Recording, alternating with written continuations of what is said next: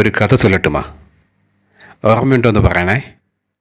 ഒരു ചെക്കൻ 12ാം ക്ലാസ് പരീക്ഷ കഴിഞ്ഞിട്ട് എൻജിനീയറിങ്ങിൻ്റെ എൻട്രൻസ് പരീക്ഷ എഴുതി. അഹങ്കാരമാണോ ഓവർ കോൺഫിഡൻസ് ആണോ, ചെക്കന് നന്നായിട്ടറിയാം എക്സാം 8 നിലയിൽ പൊട്ടുമെന്ന്. പക്ഷേ ചെക്കന് വേറൊരു അജണ്ടയുണ്ട്. കൂട്ടുകാരുടെ കൂടെ ഗോവയ്ക്കൊരു ട്രിപ്പ് പ്ലാൻ ചെയ്തിട്ടുണ്ട്. അപ്പോൾ എന്താ ചെയ്യുക? വീട്ടുകാരെ ജയിച്ചു എന്ന് തെറ്റിദ്ധരിപ്പിക്കണം. അതിൻ്റെ ട്രീറ്റായിട്ട് ഒരു 25,000 രൂപ വാങ്ങണം. ചെക്കൻ സക്സസ് ആയിട്ട് പ്ലാൻ നടപ്പിലാക്കി. ഈ പറഞ്ഞ കഥ ആരെ പറ്റിയാണെന്ന് മനസ്സിലായോ? മനസ്സിലായി എങ്കിൽ നിങ്ങൾ ഒരു സാധാ മലയാളിയാണ്. ഒരു കഥയും കൂടെ പറയാം. ചെക്കൻ്റെ അച്ഛനെ അസുഖം പിടിച്ച് ഹോസ്പിറ്റലിൽ കിടക്കുവാണേ. അപ്പോൾ കുറേ നേരമായിട്ട് അമ്മയും ചെക്കനും ബൈസ്റ്റാൻഡേഴ്സാണ്. ഒന്നും കഴിച്ചിട്ടില്ല. എന്ത് കഴിക്കും? അമ്മ പറഞ്ഞു പൊറോട്ടയും ബീഫും കഴിക്കുകയാണ്. എന്നിട്ട് രണ്ടുപേരും കൂടെ കഴിച്ചു. ഈ കഥയൊക്കെ പുറത്തറിഞ്ഞിട്ട് അമ്മയ്ക്ക് ഭയങ്കര വിഷമമായി. പിന്നെ ചെക്കനെ കൊണ്ട് അമ്മ ഒരു ന്യൂ ഇയർ റെസല്യൂഷൻ എടുപ്പിച്ചു. ഇനി മേലാൽ അമ്മയുടെ കഥകൾ പറയരുതെന്ന്. ആളെ ഇപ്പം ശരിക്കും മനസ്സിലായിട്ടില്ലേ? അങ്ങനെ സദ്ഗുണസമ്പന്നനായ പയ്യനെ ഉദ്ദിഷ്ടകാര്യത്തിന് ഉപകാരസ്മരണ എന്ന നിലയിൽ തന്നെ പേരൻസ് വീട്ടിൽ നിന്ന് പുറത്താക്കി. തികച്ചും സ്വാഭാവികം. പയ്യൻ ഇപ്പോൾ ചേട്ടൻ്റെ അഭയാർത്ഥിയായി ഫ്ലാറ്റിൽ താമസിക്കുകയാണ്. ചേട്ടൻ പാട്ടുകാരനും ഒരു പൊടി സെലിബ്രിറ്റിയൊക്കെയാണ്. ചേട്ടനൊരു പ്രോഗ്രാമിന് വേണ്ടിയിട്ട് എയർപോർട്ടിൽ ഡ്രോപ്പ് ചെയ്തിട്ട് അനിയൻ ഫ്ലാറ്റിൽ തിരിച്ചെത്തി. ഈ സമയം കൊണ്ട് അനിയൻ്റെ കുറേ കൂതറ ഫ്രണ്ട്സ് ചേട്ടൻ്റെ ഫ്ലാറ്റ് അതിക്രമിച്ച് കയറി അടിപൊളി മദ്യപാന സദസ്സും തുടങ്ങി. ഫ്ലൈറ്റ് മിസ്സായിട്ട് ചേട്ടൻ തിരിച്ചു വരികയാണ്. ചേട്ടൻ്റെ സ്വന്തം ഫ്ലാറ്റിൻ്റെ കോളിംഗ് ബെല്ലടിക്കുന്നു. തുറക്കുമ്പോൾ അലമ്പ് കാഴ്ച. തുറന്നിട്ട് അനിയൻ, പോയിട്ട് നാളെ വാ ചേട്ടാ. സ്വതവേ സൗമ്യനും ശാന്തശീലനുമായ ചേട്ടൻ അന്ന് പറഞ്ഞ ചീത്തയോർത്ത് അനിയന് കുളിരുകോരി. ഇങ്ങനെയൊക്കെ പറയാൻ ചേട്ടന് പറ്റുമായിരുന്നല്ലോ എന്നോർത്തുള്ള കൃതാർത്ഥത. ഈ കഥകളൊക്കെ നിങ്ങൾ ഓർത്തിരിക്കുന്നു എങ്കിൽ ഞാനൊരു സത്യം പറയട്ടെ. വൈക്കം മുഹമ്മദ് ബഷീറിനും MTക്കും പത്മരാജനും ശ്രീനിവാസനും ശേഷം മലയാളി ഏറ്റവും കൂടുതൽ കേട്ടത് ഇദ്ദേഹത്തിൻ്റെ കഥകളാണ് എന്ന് പറഞ്ഞാൽ അതിശയോക്തിയാവില്ല. പറഞ്ഞു വരുന്നത് ധ്യാൻ ശ്രീനിവാസനെ പറ്റിയാണ്. Interview star. നമ്മൾ ഒരു 20-25 വയസ്സൊക്കെ ആകുന്ന സമയത്തെ നമ്മുടെ അടുത്തുള്ള ജംഗ്ഷനിലേക്കോ അല്ലെങ്കിൽ ബന്ധുവീടുകളിലേക്കോ ഒക്കെ പോകുമ്പോൾ വലിയ ആർഭാടമായിട്ടൊന്നും ഡ്രസ്സ് ചെയ്യാറില്ല. പോട്ടെ, ഒരു വെള്ളമുണ്ട് പോലും കൊടുക്കാറില്ല. ഒരു കൈലിയോ കാവിമുണ്ടോ കറുത്തമുണ്ടോ ഒക്കെയാണ് പതിവ്. വാച്ചും കിട്ടൂല. വലിയ പകിട്ടുള്ള ഷർട്ടും ആയിരിക്കില്ല. ധ്യാനും അങ്ങനെയൊക്കെ തന്നെയാണ് ഇൻ്റർവ്യൂവിന് വരാറ്. ബോഡി ലാംഗ്വേജും ഒക്കെ അങ്ങനെ തന്നെ.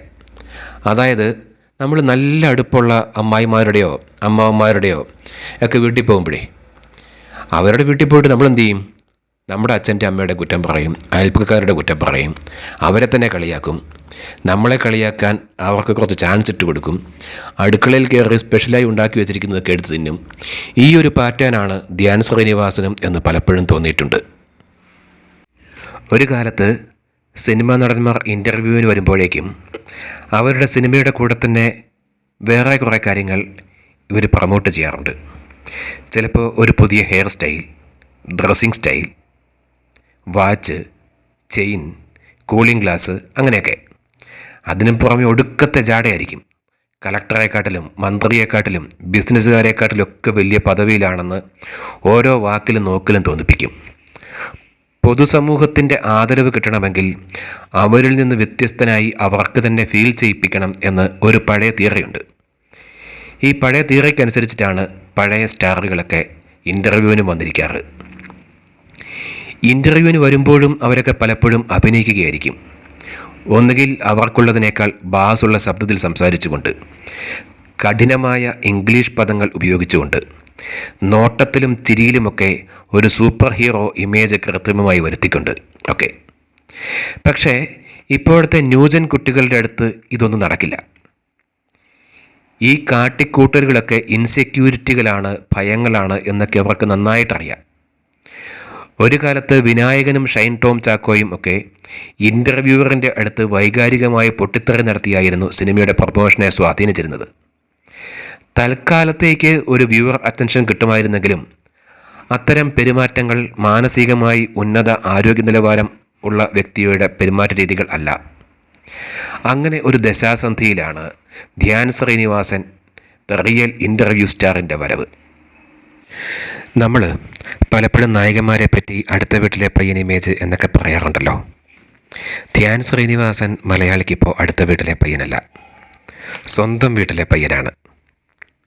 വീട്ടിൽ നേരെ അടുക്കളയ്ക്ക് വന്ന് കയറി കറിച്ചട്ടിയിൽ നിന്ന് വരെ എന്തും വാരിത്തിന്നാനും ആരോടും എന്തും പറയാനും സ്വാതന്ത്ര്യമുള്ള സ്വന്തം വീട്ടിലെ പയ്യൻ. ഇത്തരമൊരു ഇമേജ് ധ്യാൻ ശ്രീനിവാസൻ എങ്ങനെ സൃഷ്ടിച്ചെടുത്തു? സാധാരണ നടന്മാരൊക്കെ ചെയ്യുന്ന ഒരു കാര്യമുണ്ടല്ലോ, സ്വന്തം വലിയ സംഭവമാണെന്ന് വരുത്തി തീർക്കുക, തൻ്റെ അച്ഛനും അമ്മയും വീട്ടുകാരും ഒക്കെ അതിലും വലിയ സംഭവങ്ങളാണെന്ന് പറഞ്ഞു ഉണ്ടാക്കുക. ഇങ്ങനെയൊക്കെ ധ്യാൻ നേരെ റിവേഴ്സ് ഓർഡർ അടിച്ചു. ധ്യാനിനെ പറ്റി പറയുന്നത് എന്താ? ഒരു കാലത്ത് വിചാരിച്ചിരുന്ന ഒരു കഴിവുമില്ലാത്തൊരു ആളായിപ്പോയല്ലോ താനെന്നൊക്കെ. പ്രശസ്തനായ ചേട്ടനെ പറ്റിയിട്ടോ, ഇയാൾ പൊട്ടനാണെന്ന് പലപ്പോഴും ചിന്തിച്ചിട്ടുണ്ടെന്ന്. അമ്മയെപ്പറ്റിയാണെങ്കിലോ, നമ്മൾ സാധാരണ പറയും അമ്മയുടെ മഹത്വം ത്യാഗമൊക്കെ അങ്ങ് വാതോരാതെ പറയും നമ്മളൊക്കെ സാധാരണഗതിക്ക്. പക്ഷേ ധ്യാൻ വന്നിരുന്നിട്ട് പറയും അമ്മയുണ്ടല്ലോ ഗജ ഫ്രോഡാണെന്ന്, ഐസ്ക്രീമും കേക്കും ഒക്കെ മക്കൾക്ക് പോലും കൊടുക്കാതെ ഒറ്റയ്ക്ക് വെച്ച് കഴിക്കുന്ന ആളാണെന്നൊക്കെ. അച്ഛനാണെങ്കിലോ പൈസ ലാഭിക്കാൻ വേണ്ടിയിട്ട് ധ്യാനിനെ മെറിറ്റിൽ എഞ്ചിനീയറിംഗ് പഠിപ്പിക്കാൻ ആഗ്രഹിച്ചുവെന്ന്. സാധാരണ നമ്മൾ അച്ഛൻ്റെ അമ്മയുടെയൊക്കെ കുറ്റം പറയണമെങ്കിൽ അതാരോടായിരിക്കും? അച്ഛനെ അമ്മയെക്കാട്ടിലൊക്കെ അടുപ്പമുള്ള ആളുകളോടല്ല അവരുടെ കുറ്റം നമ്മൾ പറയത്തുള്ളൂ. ധ്യാൻ ഇൻ്റർവ്യൂവിന് വന്നിരുന്നിട്ട് അച്ഛൻ്റെ അമ്മയുടെയും ബ്രദറിൻ്റെയൊക്കെ കുറ്റം പ്രേക്ഷകരോട് പറഞ്ഞിട്ട് പ്രേക്ഷകരുടെ മനസ്സിൽ ഏറ്റവും അടുത്ത ആളായി, അവരുടെ വീടിനകത്തെ സ്വന്തം പയ്യനായി. ധ്യാൻ ഇങ്ങനെ മലയാളിയുടെ മൊത്തം സ്വന്തം വീട്ടിലെ പയ്യനായതിൻ്റെ റിസൾട്ട് എന്തൊക്കെയാണ്? മലയാളത്തിലെ സൂപ്പർ ഹിറ്റ് മൂവികൾക്ക് പോലും യൂട്യൂബിൽ ഉള്ള വ്യൂവർഷിപ്പിനേക്കാൾ കൂടുതലാണ് ധ്യാനിൻ്റെ മിക്ക ഇൻ്റർവ്യൂകളുടെയും വ്യൂവർഷിപ്പ്. ധ്യാനും വിനീതും ശ്രീനിവാസൻ സാറും വിമല ടീച്ചറും ഒക്കെ ഇരുന്നിട്ടുള്ള ധ്യാനിൻ്റെ ചെറുപ്പത്തിലെ ഇൻ്റർവ്യൂ ഉണ്ടല്ലോ. വിനീത് മീര ജാസ്മിൻ്റെ ചേട്ടത്തി അമ്മയായി വരുന്നതിൽ നിനക്ക് കുഴപ്പമൊന്നുമില്ലല്ലോ എന്ന് ധ്യാനിനോട് പറഞ്ഞു എന്നൊക്കെ പറഞ്ഞിട്ട് ധ്യാൻ തന്നെ പറഞ്ഞുകൊണ്ടിരിക്കുന്ന ഇൻ്റർവ്യൂ. അതൊന്നും കാണാത്ത മലയാളികളില്ല. ഓണം വന്നാലും വിഷു വന്നാലും ക്രിസ്മസ് വന്നാലും ഇപ്പോൾ ചാനലുകൾക്ക് ധ്യാൻ ശ്രീനിവാസൻ്റെ ഇൻ്റർവ്യൂ മതി. എന്തിന്, മാതൃഭൂമിയുടെ ബുദ്ധിജീവി ഇൻ്റർവ്യൂകൾക്ക് വരെ ഇപ്പോൾ ധ്യാൻ വേണം. പാലക്കാട് വിക്ടോറിയ കോളേജിൽ ഷാഫി പറമ്പിലും ധ്യാൻ ശ്രീനിവാസനും തമ്മിൽ രസകരമായി അങ്ങോട്ടും ഇങ്ങോട്ടും കളിയാക്കിക്കൊണ്ടുള്ള ഒരു പബ്ലിക് സ്പീച്ച് ഷാഫിക്ക് ഉണ്ടാക്കിക്കൊടുത്ത മൈലേജ് ചില്ലറയല്ല. ലോക്സഭാ ഇലക്ഷനിൽ ഷാഫി ക്യാമ്പയിൻ ചെയ്യുമ്പോൾ ധ്യാൻ ശ്രീനിവാസൻ വന്നിട്ടൊരു ഹഗ് ചെയ്യുന്നു. ഇത് ഇലക്ഷൻ പ്രചാരണ രംഗത്ത് പോലും പെട്ടെന്നൊരു ഹൈപ്പ് ഉണ്ടാക്കിയിട്ടുണ്ട്. ചുരുക്കത്തിൽ പറഞ്ഞാൽ മലയാളി പൊതുസമൂഹത്തിൽ അത്രയും സ്വാധീനമുള്ള ഒരു വ്യക്തിയായി ധ്യാൻ വളർന്നു കഴിഞ്ഞു. ആഴ്ചക്കാഴ്ചയ്ക്ക് സ്വന്തം പടം റിലീസ് ചെയ്യുമ്പോഴും അത്തരം പടങ്ങളിലെ അഭിനയ രംഗങ്ങൾ ശരാശരി നിലവാരം പോലും പുലർത്താത്തപ്പോഴും അതൊന്നും ധ്യാൻ ശ്രീനിവാസൻ എന്ന ഇൻ്റർവ്യൂ സ്റ്റാറിൻ്റെ ഇമേജിനെ ബാധിക്കുന്നേയില്ല. കഴിഞ്ഞ വർഷം ഇറങ്ങിയ വർഷങ്ങൾക്ക് ശേഷം എന്ന സിനിമ ആദ്യ ആഴ്ച കൊണ്ട് തന്നെ ബോക്സ് ഓഫീസിൽ ലാഭത്തിലേക്കെത്തി. സത്യം പറഞ്ഞാൽ അത് ധ്യാൻ ശ്രീനിവാസൻ തള്ളിയെത്തിച്ചതാണ്. ഇപ്പോൾ മലയാളിക്ക് ധ്യാനിനെ മാത്രമല്ല, ധ്യാൻ വന്നിരുന്ന് കുറ്റം പറയുന്ന ശ്രീനിവാസൻ സാറിനോടും വിമല ടീച്ചറിനോടും വിനീത് ശ്രീനിവാസനോടും സുഹൃത്ത് വലയത്തിൽപ്പെട്ട അജു വർഗീസിനോടും ബേസിലിനോടും പ്രേക്ഷകർ ഒരു കാലത്ത് വെറുത്ത ഭാസിയോട് പോലും പ്രേക്ഷകർക്ക് ഇപ്പോൾ അടുപ്പം കൂടിയിട്ടേ ഉള്ളൂ, ഇഷ്ടം കൂടിയിട്ടേ ഉള്ളൂ. കഴിഞ്ഞ ഓണത്തിന് നമ്മൾ മിക്കവാറും ശ്രദ്ധിച്ചിട്ടുണ്ടാകും, മോഹൻലാലും പ്രിയദർശനും സുരേഷ് കുമാറും കൂടി ധ്യാൻ ശ്രീനിവാസൻ ഇൻ്റർവ്യൂ മോഡലിൽ ഒരു ഇൻ്റർവ്യൂ നടത്തി, ഹിറ്റാകുകയും ചെയ്തു. ചുരുക്കത്തിൽ സിനിമയിലോ സാംസ്കാരിക രംഗത്തോ രാഷ്ട്രീയ രംഗത്തോ ഉള്ള ആളുകൾ മീഡിയയ്ക്ക് മുന്നിൽ വരുമ്പോൾ എങ്ങനെ സ്വയം പ്രസൻറ്റ് ചെയ്യണം എന്ന് ധ്യാൻ ശ്രീനിവാസൻ ഇപ്പോൾ ഒരു ബെഞ്ച് മാർക്ക് ഉണ്ടാക്കി വച്ചിരിക്കുകയാണ്.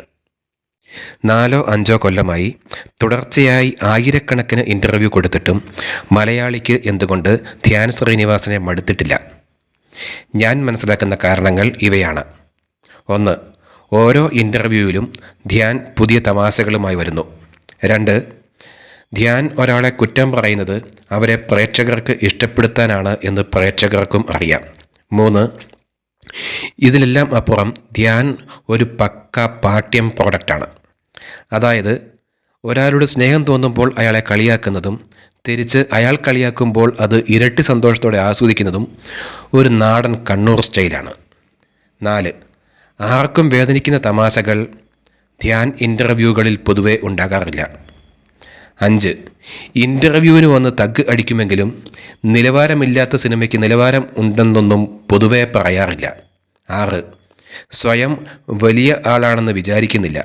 7, വലുപ്പച്ചെറുപ്പം നോക്കാതെ ആളുകൾക്ക് തുല്യ പരിഗണന കൊടുക്കുന്നു. 8, അനാവശ്യമായ വൈകാരിക പൊട്ടിത്തെറി ഉണ്ടാക്കാറില്ല. And entertainment is guaranteed. Dear Dhyan Sreenivasan, continue entertain us.